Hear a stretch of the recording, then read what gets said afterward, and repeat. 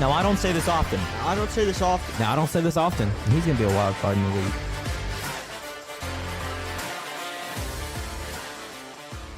Welcome back to the Wildcards Podcast. I'm one of your hosts, Coleman Madlin. I'm joined here today by my good friends and fellow co-hosts, Josh Sykes, Brandon Harkey.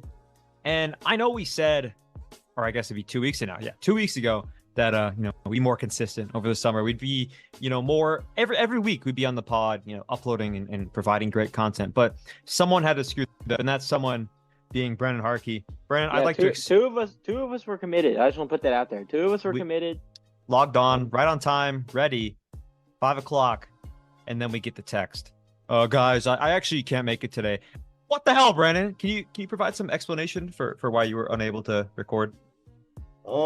So the first week, I don't think it was all me. I can't remember what happened there, but last week was definitely on me. I had plans and I forgot to let the boys know. All right, all good. I guess, to avoid us getting all mad and beating up Brandon through the phone, I'll just pass Josh the mic, hop into some major news for the week or 2 weeks, I guess. I think everybody knows by now, like, if you're not, you're living under a rock. The NCAA 25 hype trailer came out. I think it was last Friday.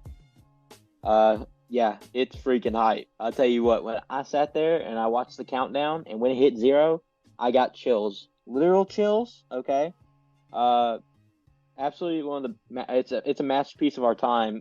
Some say Da Vinci's a good artist. Some say Van Gogh, but I say EA Sports. That's my GOAT. But yeah, if y'all watched it, y'all know what I'm talking about. I'm excited to see some more gameplay. They say it's coming out soon. They actually said, I was looking on Twitter today, or X, they were talking about a lot of people being down in Orlando for some reason with EA. They might be getting some game content, I'm excited to see it. Brandon, Coleman, who's the first team that you're going to rebuild in Dynasty mode? Or even better, add on to that answer is, who are you going to pick as a quarterback in Road to Glory? Who's going to be the team? Brandon, do you want to go first? I guess I can go first. I guess the quarterback I would pick, I'd start with that. If I had to go with like a rookie, it'd be Dylan Raiola, right, from Nebraska. No, yeah. You misunderstood my question. If so, Road to Glory is you make your own player, and then you pick a team that you want to go play for. Oh, that was the question, and then the other question was the Dynasty. What team would you rebuild? Okay, so what team would I want to go play for? My player. Yeah. I wonder. Not Michigan. I mean, Michigan would be one up there. But I probably, as I do go to FSU, I would choose LSU. Only because that's why. What? That doesn't make any sense. I go to FSU. I'm gonna choose LSU. LSU. What's that connection, brother? What? Well, I grew up watching LSU more than I watched FSU, and I just think the Death Valley, and we're in the SEC, right, in that game, so I think that'd be good to play against those people. I'd kill Jalen Milroe. That's all I'm gonna say. And a team I'd want to rebuild. I don't really know which colleges would need a rebuild. What colleges are kind of struggling, I would say. Maybe Tulane. To rebuild Tulane.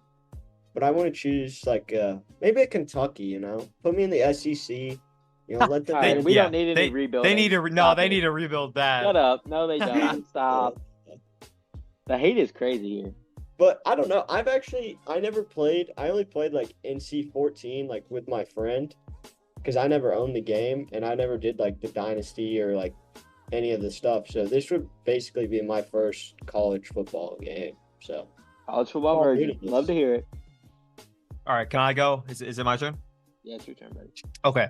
If I had to rebuild a program from the bottom up, I'm picking the University of Louisiana Monroe. Okay, I'm taking the ULM Warhawks, and I'm taking them all the way to the 12-team playoff. Which, by the way, is that going to be in there? I better be in there, right? Because it's the 2020. Yeah. Okay, that makes sense. I think you can make it either 8, 12. I think they can even That's make awesome. it 16.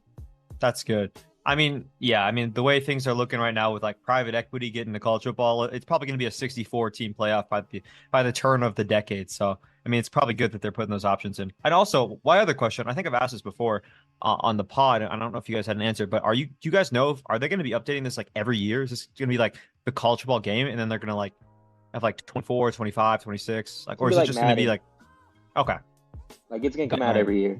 I think the first week, I mean, I know you said this last week, Josh, or 2 weeks ago, but yeah, this first week, I'm not expecting it to be the best game ever. I'm expecting some like bugs, some problems. I'm not going to be as high. I mean, I'm hyped, but I'm really just not like expecting the world because at the end of the day, it is EA and it's the same creators of Madden, although it is a different team. It's the same creator, and I mean, when was the last time a Madden game was good? I mean, you'd have to go back to like Madden 13 or wait, was there yeah, there was a Madden 13, Madden 12. Like, there's nothing. I mean, I don't know. Okay, so pick the team. I mean, where would your player go play? If Coleman Madlin was a 5-star quarterback recruit, where's he going to play? If I had to, okay, I'm picking.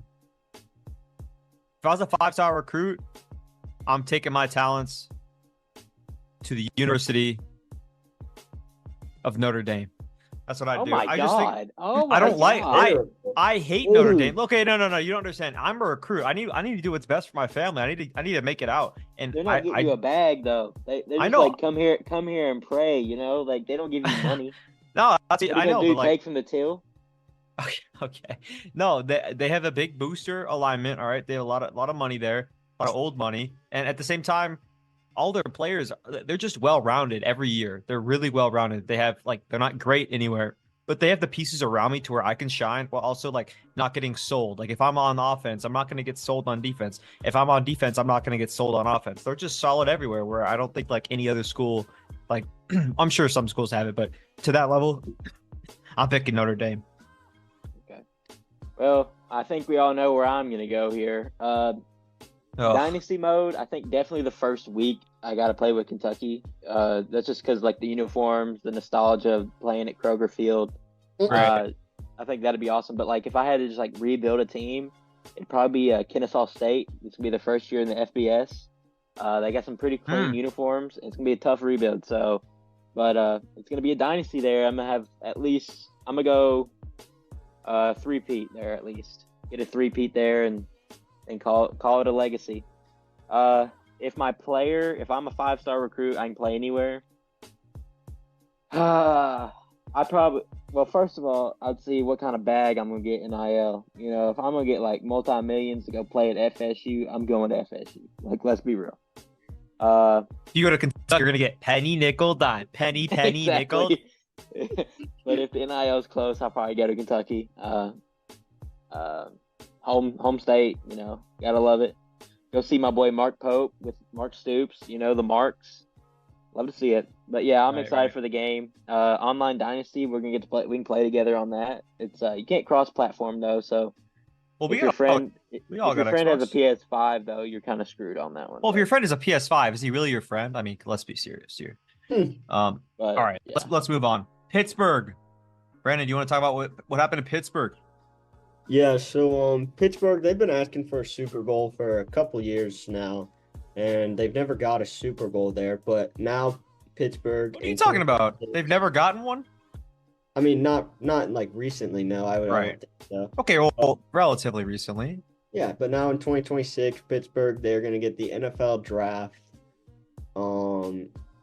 Yeah, there's really not much to say to it. I think the NFL was like, Pittsburgh was complaining that they didn't have people actually coming to their city, and they're like, look, we'll give you this one. And, make you relevant again, the city at least. There's not really a big pull to Pittsburgh that I know of, besides, you know, watching your team go one above positive every year.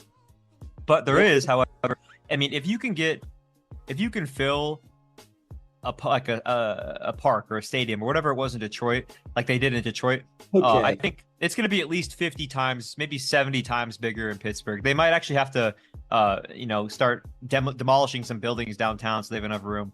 If you can get the kind of showing in Detroit, Michigan, then yeah, I'm excited to see what happens in Pittsburgh because those Philadelphia fans might go over there, cause a little bit of a riot. Do you guys think Philly fans would outnumber Steelers No, fans in Pittsburgh? I mean, how far away are they? Are they a couple? I know they're like I on don't the care. opposite sides of Pittsburgh.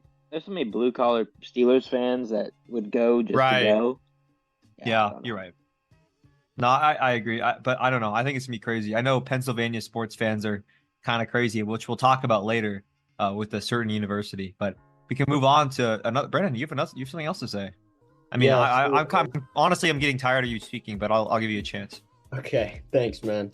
Well, Padres superstar Xander Bogaerts, he fractured his shoulder the other night trying to make a play at second base, and he is now on IL. They don't know, obviously they have no time for him to come back, and they don't know if he shall need surgery or not, but we're just wishing for speedy recovery. And I mean, the Padres, they're good this year, but they always seem to sell.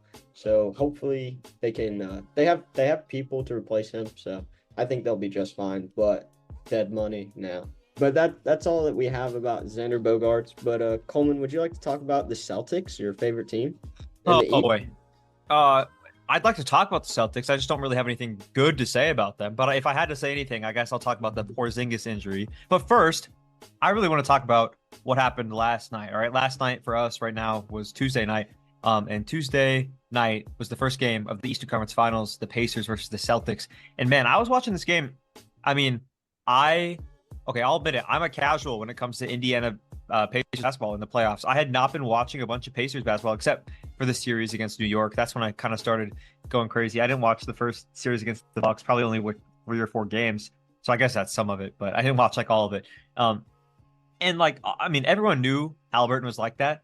And everyone knew Siakam was like that. But at the same time, the way they work together, the way that, like, at least in this game, Siakam could hit almost every shot from the mid-range. I mean, he just did not miss. He's just so reliable, except for the end where he, like, instead of contesting the Jaylen Brown three-pointer, he was, like, digging in his butt for some reason. Did you guys see that picture? Well, no, it was more like he just didn't want to foul because he knew that the refs were going to sell if he ever touched him. Yeah, but you got to foul when you're down 3. I mean, that's, like, just basic math. If Rick Carlisle... Not when he's shooting the ball. Yeah, but he didn't get the foul off in time. I mean, he had plenty of time beforehand. He just didn't do it. So he was either too slow or he was just... If you're that slow... Just go straight up, man. It's the playoffs. You have to risk it. You can't just let a guy like Jaylen Brown. Put your hands up, yeah. Yeah. I mean, if you're not gonna put your hands up, don't put them in your butt, all right? And then you look bad. Anyway, Celtics absolutely stole that game. I think Indiana was up 5 with like 20 seconds to go, and then they had that turnover inbounds, kind of like similar to the Karl-Anthony Towns turnover at the end of Game 7 against the Nuggets, which we can talk about later. But yeah, so Celtics or not, but I know Josh loves Karl-Anthony Towns. But Porzingis, I really do. We really did. I'm sorry. We really did. Kristaps Porzingis did not play in this game, and he hasn't been playing in a while because of his injury. ESPN reported that there was optimism amongst the Celtics group that he's going to return maybe Game 4, which, in all honesty, they don't need him for the Pacers series. Like, oh, okay, that's disrespectful. I maybe it is. And you've seen the tweets. Have you guys seen the tweets? One of these 3 players will be getting a ring, and it's Luka, Tatum, and Ant. They just start counting out the Pacers. And I'm telling you, I think the Pacers take it to 7. Okay. I think if they're going to take it to 7, they needed last game. We were up by 5 and lost in overtime. I don't care. Okay. They're not losing at home. Okay, maybe the fact that they can. Okay, I disagree. The fact that they can like hold one or like stay with the Celtics, especially at TD, like I think that says something about the kind of game that they're playing. But I mean, that's a deflating loss if I've ever seen one. So hopefully they'll keep it up. I don't think it goes to 7 though. Anyway, Porzingis, he had that strain of I think it was his right calf, and he's been ramping up the on-court production, ready to get back into action. And I'm sure the Celtics, obviously they know what they're doing, but if I were them, I wouldn't rush them into this series. I mean, you're gonna have to play the best team probably in the past 50, 60, 70 years in the Minnesota Timberwolves in the finals. Okay. So yeah, I should stop talking. Game 1 hasn't even started at the Western Conference Finals. Imagine they lose by like 30. Yeah, okay. Then we got to delete the podcast if that happens, because I can't be looking that bad. Well, we'll be looking for a new editor because Coleman will be somewhere else. Right. But yeah, I think the Celtics can win without Tingus Pingus for a few games, maybe even the whole series. So that's my take. And you guys think no? I mean, Josh, you sounded like you thought the Pacers were just gonna take it to 7. So I think Pacers take 7. okay, I don't know if you watched the whole game last night. They came back. I mean, they were I down did. 12-0 to start with. Then they came Yeah. back from like 15 down in the third quarter. That just shows the resilience at TD Garden, a tough place to play historically. Wasn't against tough last the night. best- Yeah, it was pretty tough last night. I mean, it's No, I said sold it out wasn't. crowd. No, it was. It No, definitely was. I disagree. At the very the last quarter of the game, besides like when the Celtics made shots, there was no. I mean, it was dead silent in there up until they like hit a few lucky shots. It was dead quiet. And you I think don't know how you get dead quiet in a room like full of like 20,000 people, but whatever. Yeah, I don't know how that happens. It's a tough place to play against the number 1 team in the league like all year. I mean, to show that you can come back from 15 down in the third quarter to actually be up 5 to win the game, and then just like late mistakes kill you, and the Celtics capitalize. I mean, all I needed to watch was Jason Tatum's post-game press conference. He is not happy that they won by like points. You know what I'm saying? Like Yeah. they had to go to overtime to win that game. He's not happy. He knows something's up. He knows they can't win this series. He knows that he's gonna have to actually play basketball instead of letting the refs bail him out. I mean, I was watching ESPN today, and they were talking about the free throw disparity. oh, between that the was two so teams. bad. Did they have 5 free terrible. throws? 3. The Pacers had 3, or something like that, and then the I think they Celtics had like 5 30. I think they had 8 the whole game, and they had 1 in the second half. And Yeah, ridiculous. The Celtics had like 23. It was So insane. I mean, okay, so Josh, you said they take it to 7, but you said Celtics in 7, right? I don't know. If it gets to game 7, I'm not going to count out But if you had to say, the offensive ability of Indiana. okay, but if I don't believe in Jaylen Brown at all. me neither. As a Robin to Batman, which that's not Batman, that's Fat Man. It's not Luca. And I don't believe in Tatum either. When it comes to the clutch moments, I hate to say this about my favorite player, Oh, but he reminds me a lot oh, of the way Devin Booker acts. Yeah. Like he wants to be Kobe. He ain't Kobe. Okay, let's get that straight. well, he texted Okay, Kobe. Jason Tatum is no Kobe. He texted Kobe before the Eastern Conference Finals a few years ago, and then he got I don't smoked in the care. finals. I mean, to think that you're on that level or that you're ever going to be on that level as Jason Tatum. Now, Devin Booker has the potential, but Jason Tatum does Oh, not. okay. Well, that's where I disagree. All right, okay, you're joking. Just- Okay, see, if you had to say, are you Pacers in 7? Is that what I'm hearing, or are you saying Celtics in 7?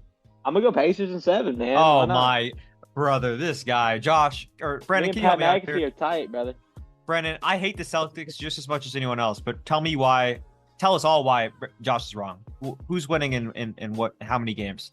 I have the Celtics in 6 games. Okay. I only think, I don't know, you can count out the Pacers. I'm sorry, but I just like. How about them Pistons?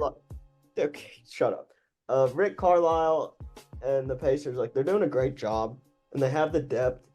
They just don't have like superstars. I mean, Tyrese Halliburton, granted, you could count him as a superstar, but this Okay, is Siakam. don't disrespect my team like this team. Not my team. I put that out there. I mean, Siakam is Tyrese, Miles Turner. If you watch him play, and then you got Siakam. He was the number 1 player on his Toronto team. Okay, he wanted to be on a contender, and then you got T.J. McConnell. Number 1 Okay, player. Stop talking. T.J. McConnell is not a superstar in the NBA. I didn't say he was. I said Miles he's a dog Turner off is the not bench, a though. superstar in the NBA. Yes, he is. No, he's not. Yes, he is. Miles Turner was hitting. He was playing out of his mind last night. I haven't seen a center move like that since like a couple days ago in That's Nas how he Reed. plays. Here That's we how he go. plays. All right, bro. Let's just be honest with ourselves. Reality check, okay? I mean, the Celtics.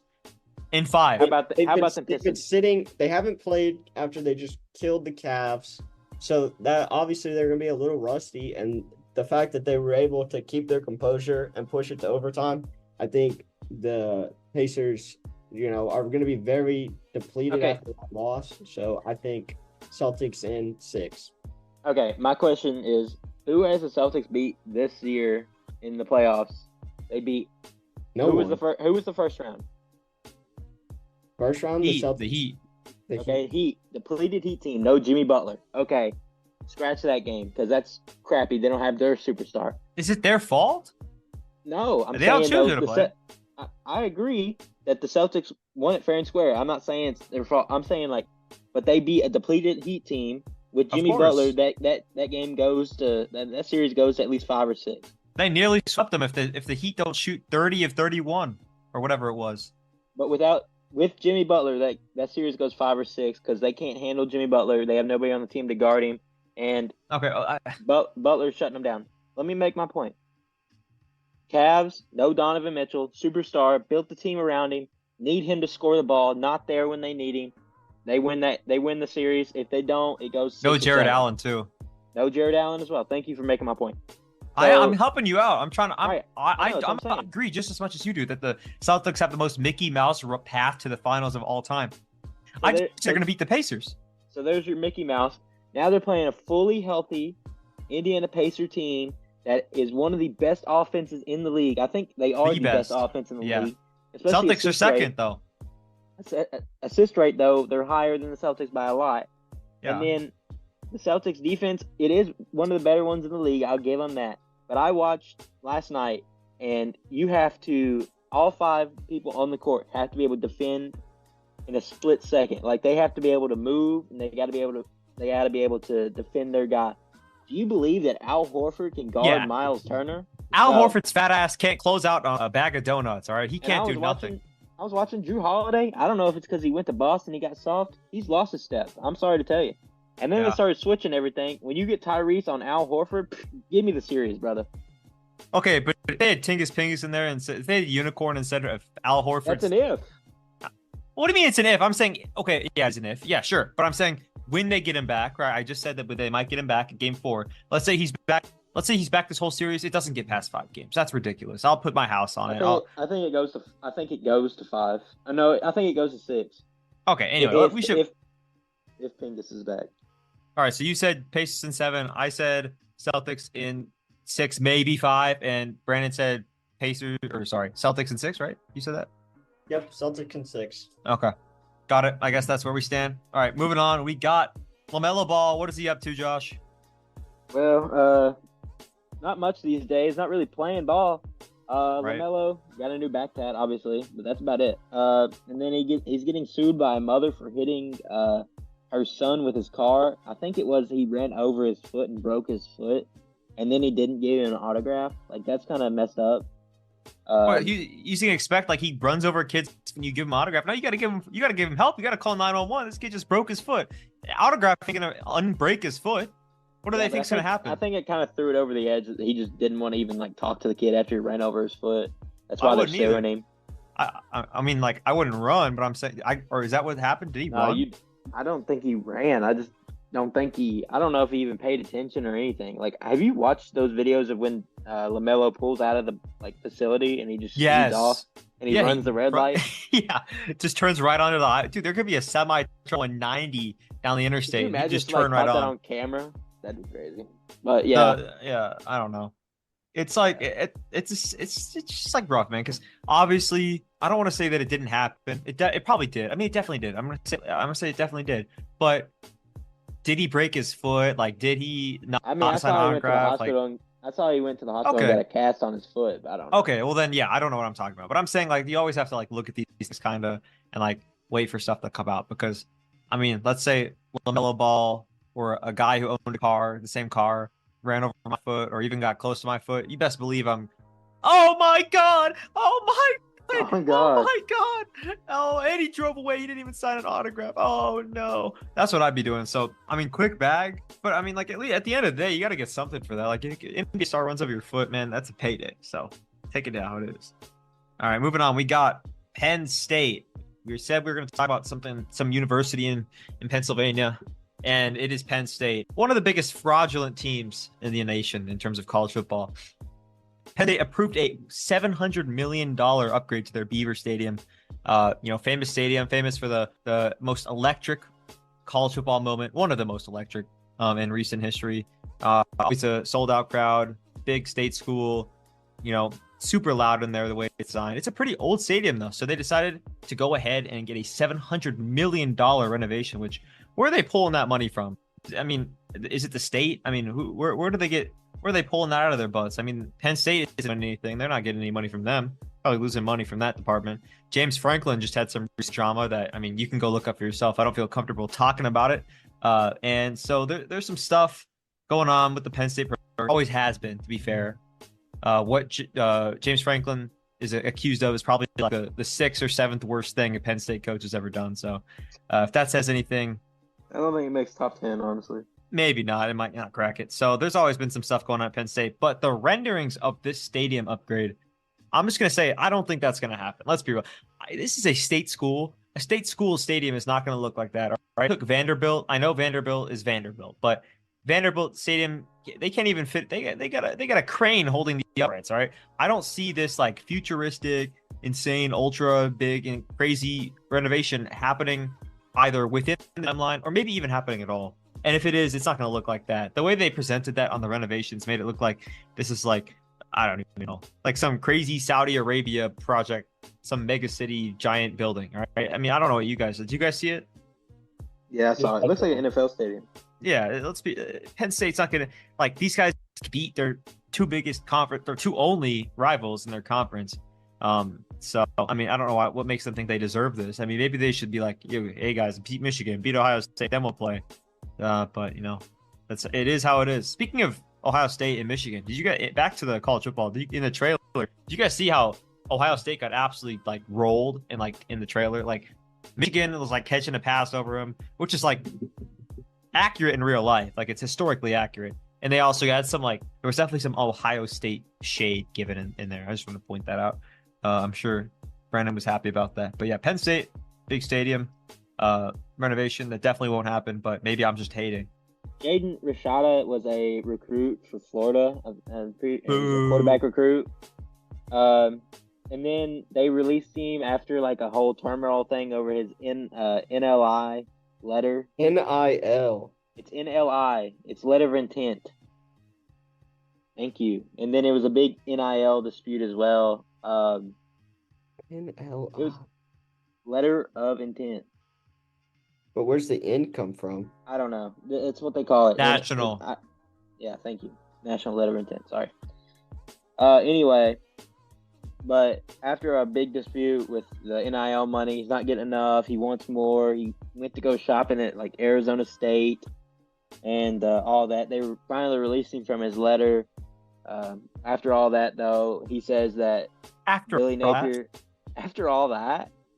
He says that Billy Napier and the staff at Florida, some of the other staffers, was like a defamation of character or something along those lines, and is suing them for $13.85 million, which is absolutely insane. Well, no, that's the amount that he says that that was like the report. There's all these reports for the NIL collective at Florida. That was actually the amount that they promised him. There's no way, reportedly, dude. Which is like, yeah, I agree. There's no way. There's no way. I mean, I don't know if Caleb Williams writing. gets that. And if they did, that's pretty funny. I mean, that's something that UF would do. But first of all, you would never give that to a recruit. You would never give that to anyone. That's Derek White money. Okay, like this is a guy. That's like I don't know. That's some NBA money or NFL money. I just don't know. I don't see it. What about you, Brandon? How you feel about it? $14 million for a kid out of high school. He hasn't even played for your team. I think it's a little crazy. I think NIL. It's great for the sport, but I think it's getting a little out of hand with like just how much money like they're throwing around. Because correct me if I'm wrong, but there's like no limit, right? No. Like there's no cap space. They need to put a cap on it. So I think they need to put a cap on how much money schools can spend, just like the NFL. But then at that point, it's like, what's the difference between college football and yeah, that's the talent. Or should there be a difference? Well, I mean, yeah, there definitely should. Like, if I was gonna do it, I'd cap it at $10 million. Like for every sport, $10 million. You get $10 million player? for basketball. No, per like team. So like $10 million for basketball, $10 million for football, or you can go up for football like 20. But like, I think it'd have to be more than that. Put a hard limit on it because not all schools are even gonna raise $1 million. Like Kentucky.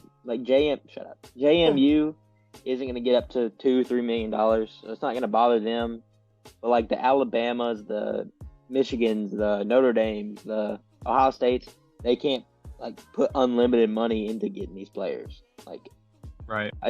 First of all, it creates an unfair advantage, and I mean, I would rather just watch parity instead of, okay, these 4 teams are gonna get all 5-star recruits and nobody else is getting anything else. Like, that's just stupid. I agree in the concept, but I mean, And it just people overrides they education. cheated before. Yeah, but it I get overrides that. education, though. I get that. People cheated before. I mean, before NIL was a thing, you got guys like I mean, I don't know. You got guys getting paid tons of money. So I mean, who's to say that they're not going to figure it out now? I mean, let's not act like the NCAA is a good governing community, or not community, a good governing organization. I mean, they're terrible. So I don't see him catching that. Anyway, I don't know. That's just my thought. But yeah, so Rashada, I think that's what he was promised by some Florida NIL fund. But at the same time, I think they got that Florida NIL fund got cut off or got in trouble or like was having to default on something, or basically they went under. At least it's some like reports I've seen. Either which way, Jalen Rashad has never seen close to 13.85 million unless there's some like crazy evidence of or something that they promised in contractual agreements. But yeah, most likely he's going to be flipping burgers soon. So good luck to my boy. If he needs to, if he ever needs some help, just let me know which Burger King you're going to be working at, and I'll go slide by and maybe buy a few Whoppers, help you out, maybe tip a couple dollars too. Whopper. Sorry. Yeah. Brandon, you want to move on to Wemby? Your GOAT? Yeah, man. So Victor Wembanyama, obviously, have they come out with Rookie of the Year? Didn't he win Rookie of the Year? Dude, that was like a couple weeks ago, man. You don't know ball. Yeah. Well, I just want to make sure my facts are right. Obviously, Oh, you're Victor good. Wembanyama just won Rookie of the Year. Some say he was snubbed from Defensive Player of the Year, but Definitely was. Victor Wembanyama makes first team All Defense, and he is the first player in NBA history to make the league's All Defensive first team as a rookie, and he almost was one of the unanimous players like Rudy Gobert, but he had 98 of the 99 ballots casted, so someone did not put him on their ballot. Could have been on purpose. I don't know. But Can I tell you who I think it was? Rudy sure. Gobert? The Pistons. Maybe. But this is obviously a great young start to Victor Wembanyama's career. And hopefully they can build around him in this coming offseason to hopefully put the Spurs back in playoff contention. But to round out the other first-team players, it was Bam Adebayo, Herb Jones from New Orleans, and Anthony Davis, and obviously Rudy Gobert. Herb And Jones has to be like one of the most underrated defenders in the league. Or overrated. Overrated? What do you mean overrated? You don't hear anything about Herb Jones. You don't hear anything about the Pelicans. Exactly. It's all about Zion, big ass, eating donuts. Why is he on the first team then? Overrated. Just kidding. I'm But- just kidding. That's all I've got for Victor Wembanyama. But Coleman, let's swing it back to you. What do you have about the Inside NBA? Inside the NBA, the long, hosted show that's been on TNT for a very long time. Unfortunately, there are reports that the NBA itself, the organization, is dropping TNT as one of its, I guess, services or show or network providers. And I know, and they should have dropped ESPN. And so I guess the NBA is like, we're broke. No one's watching our game. Devin Booker is ruining the game of basketball. No one wants to watch that product. Okay. And they're looking and they're going and they're picking up NBC. Like, are we serious right now? I mean, why? First of all, it's been, I think they used to have NBC on there and then TNT took it, but now I guess they're going back. I guess NBC finally got in their bag and conjured up enough money to buy back the rights, or at least bid out TNT, because TNT is way bigger than just the NBA. TNT does like a bunch of soccer stuff in Europe. They have like their parent, March Madness. I think their TNT's like Turner Sports is what it is. But anyway, so obviously with that, inside the NBA, our good friends Charles Barkley, Shaquille O'Neal, Ernie Johnson, and Kenny the Jet Smith, rather, they will be presumably gone. there hasn't been any announcement, but we can, safely assume, since the contracts with the personalities, which is all we really care about, we only care about those four. We don't care about like the actual what they talk. I mean, obviously we care what they talk about, but it's really just those four that's inside the NBA. Nothing about the show is, I mean, it's cool. Like the producers have cool stuff, like they do funny stuff, and it'd be awesome to keep it all together on Turner Sports. But at the same time, all we care about is having those four guys on there, and those guys' contracts are all with TNT, and then obviously with them losing it, it's like the odds are that they might not be together on Inside the NBA on NBC or whatever they try to rename it. So this might be the death of Inside the NBA, which like 20 something years. Ernie Johnson's been doing it forever. Kenny Smith's been doing it forever. Shaq's the most recent one to join. Charles Barkley, all those infamous moments. I mean, what about you guys? Do you guys have any, like, what's your favorite? Is the San Antonio women the funniest thing that you guys think about the Charles Barkley or anyone on the Inside the NBA? I mean, I was going to say that I got a quote from my good friend Charles. I talked to him about it earlier. And he said, there's one thing I'm not going to miss. And that he said, having to see those big old women at San Antonio. Right. He said, I'm not going to miss that. So his age-old feud with I don't even know how that started. Probably just some like funny, like inside joke. Get it. But he, obviously that it's going to be going down the drain, man, because it's over. Brandon, what about you? What's your funniest moment inside the NBA? I'd probably just like whenever Shaq and Charles Barkley would mess with each other. Yeah, those clips are pretty hilarious. And obviously the big personalities, physically and like just everyone knows them. Shaq and Chuck, those guys are like everyone knows them, right? And there's funny stuff with them. But I really think it's like sad for guys like Ernie Johnson and Kenny Smith who've been doing it for so long, especially Ernie, man, because Ernie doesn't have any he's the only non-NBA player there. So, and he's such a great person, like to keep everyone together, to keep all those guys together. Never any drama, no nothing. He's just straight ball, straight every night. I barely misses nights. I mean, I don't know. Just a lot of respect for all those guys. Ernie, Kenny, obviously Shaq and Chuck don't have to worry about nothing because they'll be going and finding their next gig. But I really hope Kenny Smith and Ernie Johnson get a shot somewhere else too. Speaking of that, Barkley was talking to Anthony Edwards after Game 7, Denver versus Minnesota, which I guess we didn't even talk about. I mean, outstanding game. Wolves were down by 20 early in the third quarter. Absolutely, just came back and roughed them. They just told them Denver all-time sell. Yeah, at home, defending champs, playing pretty well. I can tell you, I was watching the game with my dad, and I'm not gonna lie, we didn't have that much faith. We did not have much faith in the Timberwolves. We turned it off for a bit, not like completely off, but like just to reset. We can't be looking at our team getting like beat down that hard. Sometimes you got to take a break, and we turned it back on a few minutes later, and then they went on a run, and obviously they went up and won the game. So there's that. And after the game, Charles Barkley was on the mic talking to Anthony Edwards post game, which didn't have a great, he didn't have a great game overall, but he did have some moments. And so he was talking, and he's like, this would be the first time I've been to Minnesota in the past 20 years. And Anthony Edwards replied, bring your ass. All right. So my feels good story of the week has to do with the state of Minnesota. My state, man. It feels good today. Minnesota Timberwolves are back in the conference finals for the first time in 20 years. Back with the KG Wolves. Obviously, they fell short to the Lakers, who ended up losing to Brandon's Pistons. Not like he was, or us were sentient for that. It was like right when we were born. But and Brandon will never be sentient for a Pistons championship. But that's not the feels story of the week. Actually, that's my feels good story. But it's not my feels good story I'm going to talk about now.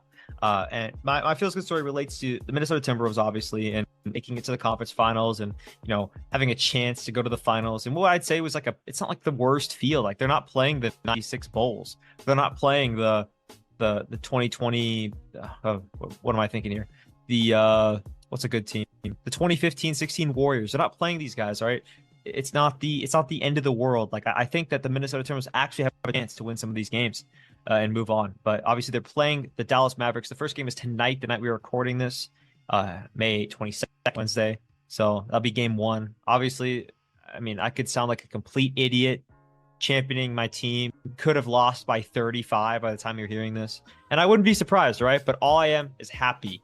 All right, I'm happy that we made it this far, and I'm perfectly fine with how far we made it. I don't need any more, but I'd love more. So speaking of more of the city and the state, Governor Tim Walz, he wrote a little thing today, signed a little bill into law. He declared May 22nd, 2024 to be Wolves Back Day. And he posted the declaration or the proclamation, whatever the legal term is, on X or Twitter. And the first word of each paragraph in the declaration read, "Bring your ass," like what Chuck said to Ant after the game. So that's right. All right. Bring your ass over to Minnesota, man. But yeah. What Ant said to Chuck. Or did I say Chuck said to Ant? What Chuck said to Ant. Whatever. He's gonna be here anyway. I'm gonna get the game 2 on Friday, the day that this is gonna be posted. So, all of our Minnesota fans, if you're there. Are you gonna be sidelined like Gideon and take a nap? Yeah, I'll get a haircut too. But obviously the Wildcards crew, probably gonna be a bigger deal than what's going on in the game. So if you guys want to get anything signed, if you want any Nas Reed tattoos, I'll do that for you if you pull up to the game. So yeah, I don't know. That's the feels good story of the week. If any of the fans want to see me, just ask Coleman to FaceTime. I'll be available. I may be available in my tight schedule. I don't know. No one wants to see you, bro. I'll try to make it work for real. All right, cool. So yeah, any Josh fans out there? I can't imagine there's many, but okay, if there are, you can hit me up during the game. I'll be in front row, maybe on the bench. They might have to have me sub in. We'll see. But yeah, with that, we'll move on to our picks for, I guess, 2 weeks ago. Or just a summary of those picks. Brandon, you want to take it away? Josh, that week, 2 weeks ago, he went 5-5. I went 6-4, and Coleman went 4-6. So that brings our running total to 18-12. Coleman also 18-12, and I am 19-11. So we have a very close race here heading into week 4. And I'll get us started with the week 4 picks. On Friday, we have game 2 of Mavs at Wolves. So we don't know what's happened tonight, obviously, on Wednesday. But we all have the Wolves winning this game at home. Another game, a little NHL, a little stick and puck for you. We have game 2 of Panthers, the Florida Panthers at the New York Rangers. Josh went with the Florida Panthers here. Me and Coleman went with the New York Rangers. Josh, any reason you've gone with the Florida Panthers here? My boys down here in Florida, they do a lot of stick and puck. Did you just do a Minnesota accent for Florida? No, it's for chill. It's a hockey accent. The hockey, stick on ice. Yeah. Well, no, for real. Panthers, they just came off of beating the Bruins, and they got to go back up north to beat the Rangers. I think they lose game 1. A lot of hype around that. Coleman said the lowest ticket was like $430 or whatever. Yeah, it's crazy. It's gonna be sold out, obviously. Crazy environment in New York, so they'll have to get used to it game 1. But game 2, I think they come in and they beat the Rangers. I think the Panthers are a better team right now, the way they're playing. The Rangers are a really good team. Don't get me wrong, but I think Panthers right now, the way they're playing, are there's a lot of top notch. Game time decisions too, in regards to injuries. So a lot of question marks there. That's a good explanation there, Josh. Thank you. And last game on Friday, we have an MLB game. We have the Atlanta Braves at the Pittsburgh Pirates. Josh and Coleman went the Braves here. I went with the Pirates. I don't know who could be pitching, but I'm hoping it's my boy Paul Skeens. He hasn't been on the mound since he threw a no-hitter, but it wasn't a no-hitter because his teammates sold him. But I think the Braves aren't doing that good this year with all their injuries. And the Pirates, they're kind of on a little streak, but they just really need their hitters like Brian Reynolds, O'Neal Cruz, and Andrew McCutchen. They just need to step up and put the Braves to shame. All right, so on Saturday, we have a game 3 of the Celtics at Pacers. So we know the Celtics are up 1-0 right now. Don't know what the Pacers are going to do in Boston for game 2, but game 3, Pacers first home game. Josh has the Pacers here. Probably because they haven't lost a home game since March, but me and Coleman, we know what the Celtics are capable of. We know who the Celtics are, and we know that they're going to go in there and win. That's so wrong. I mean, just look at the statistics. They haven't lost since March. You have the good stat I was going to bring up. Secondly, their field goal percentage at home goes up, and I don't think Boston travels well in this series, especially. I think. What are you talking about? I don't think they travel well. I just don't think that they're going to bring their A game that's not in front of their home crowd. That's just my opinion, brother. I mean, I don't even want to guess what even like cause you to even like predict something like that. I just think that's one of the dumbest things I've ever heard. I just don't trust. Let's move on. Like I said before, I don't trust Jaylen Brown or Jason Tatum, so I don't trust them, especially on the road. I don't trust them on the road, especially in a hostile environment. I think Indiana's going to be a better environment than Wait, no. Wait. I thought you said that the Celtics fans, like how they travel. No. Oh, I thought you said like you were worried about the Celtics fans traveling. Never mind. I'm sorry. I'm tripping out. Well, our last game on Saturday, we have the Los Angeles Dodgers at the Cincinnati Reds. We all have the Dodgers here. Reds, kind of having a little disappointing season because last year they finished off strong, barely missed the playoffs. But this year, not doing too hot to start off the first. Brandon, can I ask you a question? Sure, man. Is Ellie De La Cruz Linsanity run over? That's a tough one. I think he's definitely not performing like he should, but he does. If you look up his stats against the Dodgers, he hits very well against the Dodgers. Don't know what it is, but they need to get him some help. They need good bullpen pieces. Like one player can't win you a baseball game. So just ask Mike Trout. But I think I wouldn't say it's over, but I would say it's on pause. Gotcha. All right. So Sunday we have Game 3 of the Wolves at Mavs. So change of environment, going to Dallas. We all have the Mavs, which is pretty insane though. I thought Coleman would stick with his team, which I guess I don't know why I thought that because he never does. I'm gonna stick with my head. Okay, I don't know what that's supposed to mean, but okay. Of course, the Mavs will be at home, so we're all going to take the Mavs there. Pretty explanational right there. Game 3, Rangers at Panthers. We all go Panthers here. I stay with the Panthers just because they're going to be at home, and if they play well Game 2, Rangers can come in depleted, and the Panthers will probably go up 2-1 there. And the guys think that they'll go, what is it, 2-1? Yeah, they'll be down 2-1. Okay. Monday, Game 4 of the Celtics at Pacers. Coleman is on the Celtics train for some reason. Me and Brandon picked the Pacers. Coleman picks the Celtics. Before the podcast, and even during the podcast, you guys understand how much he hates the Celtics. So I don't understand why he can't just give the Pacers a game, even just out of hatred. But obviously he's not thinking with his brain there. So that's okay. No, I think it is. Why did you pick Celtics? I think it is. I am thinking with my brain. Wait, does that make sense? So I think it is that I am. No. After last night, I don't think they're going to sweep. I think it's a possibility. Or like we said earlier, I think it's maybe 5, but probably 6 games. So they win Game 2. I mean, yes. They win Game 2. Okay. Yeah, at the Garden, and they lose both at home. The Garden, TD Garden. Sorry. Yeah. I mean, I guess I think MSG is the Garden, but whatever. That's another argument. Yeah. No, I think they're going to lose a game sometime at. It's kind of like the same thing. Where remember last week or I guess 2 weeks ago, thanks Brandon, when Brandon did he made the whole argument with which team was it? It was with the Wolves and Denver. It's like he picked the Wolves to win, or which team was it? I think I picked the Nuggets to win Game 3 and 4, but I knew that the Wolves would win one of those games. I just didn't know which one. Right. And they didn't though, but they didn't, right? I think I picked the wait, hold on, let me check. I picked the Yeah, they did. Yeah, I picked the Wolves to win Game 3. So I guess it's not a good example because they lost. Right, they let you down. So it's kind of along the same lines. I mean, I think they're a better team. Thing to you. It might. It very well might. But at the same time, I'm willing to take my chances with that because I think they're the better. I mean, I don't think. I know the Celtics are a better team. I listen. I don't want people to get confused. I don't like the Celtics at all. In fact, I despise them. I don't want people to get this confused with me having some sort of sympathy with the Celtics. I hate the Celtics with every last ounce. He's a closet Celtic fan. No, I'm not. I'm a Celtics fan in any shape or form.